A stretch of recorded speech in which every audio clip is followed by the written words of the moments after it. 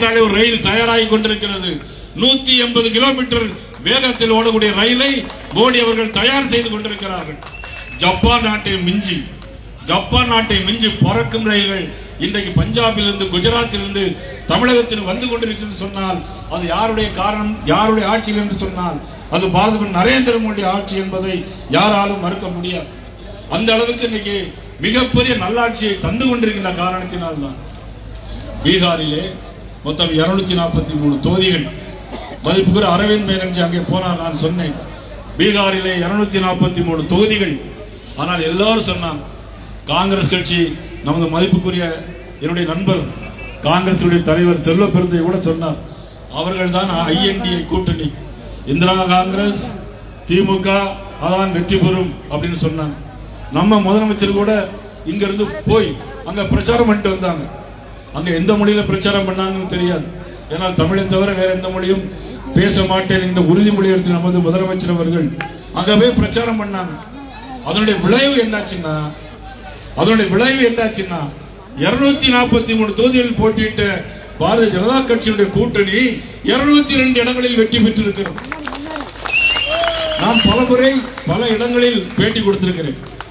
எத்தனை தொகுதி என்ன தமிழ்நாட்டில் எத்தனை தொகுதி ஜெயிக்கும் முதலமைச்சர், நாங்கள் அவ்வளவு இடமும் ஜெயிப்போம்னு சொல்லியிருக்காங்களே, நீங்க எத்தனை தொகுதி ஜெயிப்பீங்க அப்படின்னு சொன்னாங்க.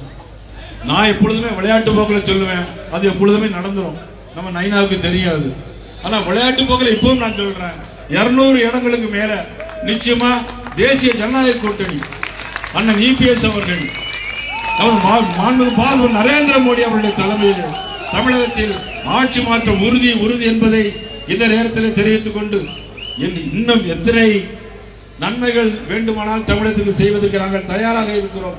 இதே நேரத்தில் இன்னொரு இந்த வீடியோ பார்த்தீங்கல்ல விவசாயிகளை பத்தி, ஆனா நம்ம மாவட்டத்தில் மட்டும் 2.5 லட்சம் விவசாயிகளுக்கு ஆண்டு ஒன்றிற்கு 6000 ரூபாய் கொடுக்கிறோம்.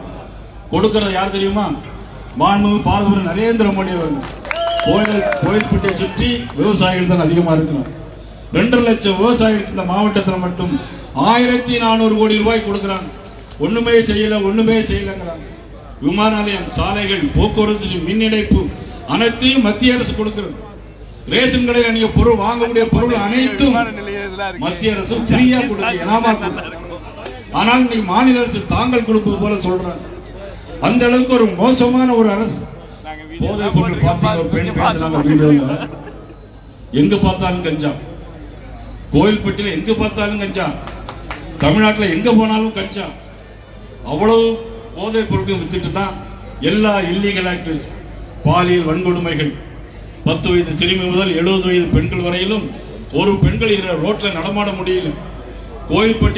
கோயம்புத்தூர்ல பாத்தீங்கன்னா, கோயம்புத்தூர்ல ஆணும் பெண்ணும் தனியாக இருக்கும் பொழுது அந்த ஆணை அறிவாளால் வெட்டிவிட்டு அந்த பெண்ணை அப்படி அலக்காக 19 வயது பெண்ணை அலக்காக தூக்கி கொண்டு விடியற் காலம் 4 மணி வரையிலும் பாலியல் பலாத்காரம் பண்ணியிருக்கிறார்கள். அவ்வளவுதான் என்ன மைக்கில் இப்பொழுது சொல்ல முடியும். அதற்கு மேலே நடந்த விஷயங்களை சொல்ல முடியாது. காரணம் பெண்கள் அதிகமாக இருக்கிறார்கள். அவ்வளவு மோசமான செயல். அந்த பெண்ணை பெற்றவர்கள் எவ்வளவு வயிற்றெரிச்சல் பட்டிருப்பார்கள், எவ்வளவு வேதனைப்பட்டிருப்பார்கள். நம்ம வீட்டில் ஒரு பெண்ணுக்கு அந்த மாதிரி ஒரு சம்பவம் நடந்தால் யார் பொறுப்பேற்க முடியும்? தமிழக முதலமைச்சர் பொறுப்பேற்பாரா? அது மட்டுமல்ல, எல்லா இடங்களிலும் பாலியல் பலாத்காரம். கள்ளக்குறிச்சியில் 65 பேர் இறந்து போனார்கள் கள்ள சாராய குடி. கோயில்பட்டி பகுதியில் விவசாயி இறந்து போனால் அல்லது கரண்ட் அடிபட்டு இறந்து போனால் 2 லட்சம் 3 லட்சம்.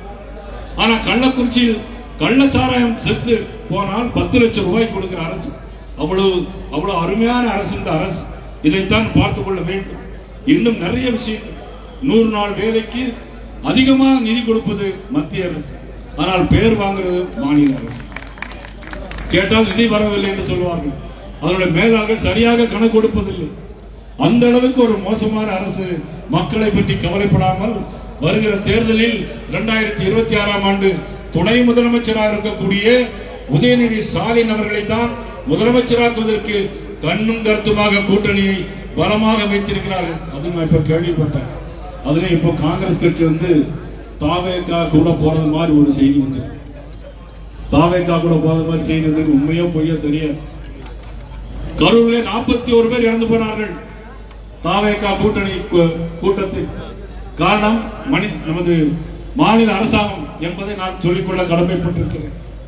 இன்னொரு ஒரே ஒரு விஷயம், இனி எத்தனை கூட்டணி வைச்சாலும் தமிழகத்தில் வெற்றி பெறப் போவது தேசிய ஜனநாயக கூட்டணி என்பதை நான் ஏதாவது சொல்லுவேன்.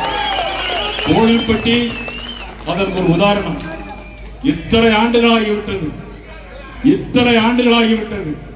திராவிட முன்னேற்ற கழகம் தொடர்ந்து வெற்றி பெற்றதே அரசு அமைத்தது கிடையவே கிடையாது. அதிமுக வெற்றி பெற்றிருக்கிறது, அம்மா அவர்கள் வெற்றி பெற்றிருக்கிறார்கள். இருந்தாலும் மறைந்தாலும் பேர் சொல்ல வேண்டும், இவர் போல யார் என்று ஊர் சொல்ல வேண்டும் என்று வாழ்ந்து முறை ஒப்பற்ற தலைவர் எம்ஜிஆர் 3 முறை தொடர்ந்து அமைச்சராக வந்தார்.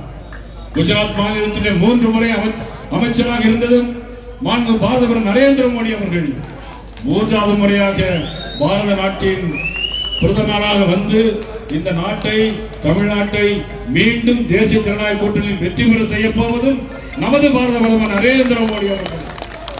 இன்னும் ஒரு செய்தி, ஏற்கனவே சொன்னேன், திமுக தொடர்ந்து வெற்றி பெற்றது கிடையாது. ஆனால் ஒரு முறை கூட திமுக கோயில்பட்டியில் போட்டி போட்டது கிடையவே கிடையாது. உண்டா இல்லையா? யாருக்கு இந்த செய்தி தெரியுமா? தெரியும். ஒரு முறை கூட போட்டி போட்டது கிடையாது. ஆனால் வெற்றி பெற போவது நமது நைனா அவர்கள் தான். வெற்றி பெற போவது நமது நைனா அவர்கள் தான். அந்தமாக தேசிய ஜனநாயக கூட்டணியில் ஆட்சி அமைப்போம். யார் முதலமைச்சராக வர வேண்டும் என்பதை விட யார் இந்த நாட்டை ஆளக்கூடாது என்பதில் பாரதிய ஜனதா கட்சி கண்ணும் கருத்துமாக இருக்கிறது. அந்த வகையில் எங்களது அகில இந்திய தலைமை உருவாக்கிய அற்புதமான கூட்டணி. இந்த கூட்டணியை நயனாராக இருந்தோம் கடம்பூர் ராஜா அவர்களை ஏற்படுத்தியதல்ல, எங்களது அகில இந்திய தலைமை உருவாக்கிய கட்சி. எங்கள் அகில இந்திய தலைமை என்ன சொல்கிறதோ அதை குதிரைக்கு கடிவாளம் போட்டது போல போவர் தான் இந்த நயனார் நாகேந்திரன். அதற்கான வழியில் தொடர்ந்து பாடுபடுவோம், ஒன்று கொள்வோம், வெல்வோம். அனைவருக்கும் நன்றி கூறி தொடர்ந்து